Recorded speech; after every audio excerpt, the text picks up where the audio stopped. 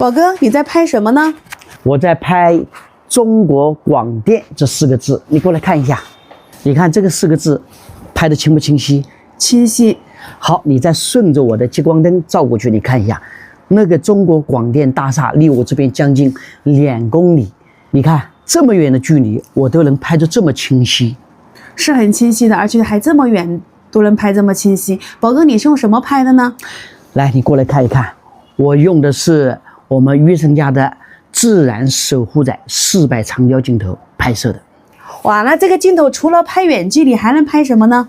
我们不但可以拍夜晚的一些这个灯光啊，我们还可以拍一些月亮，包括星星，还可以拍一些这个演唱会。比如说白天你可以拍一些远处的风光，还可以拍小鸟。如果喜欢这个拍风光、拍月亮、拍演唱会的一些兄弟姐妹们，你们可以准备起来了。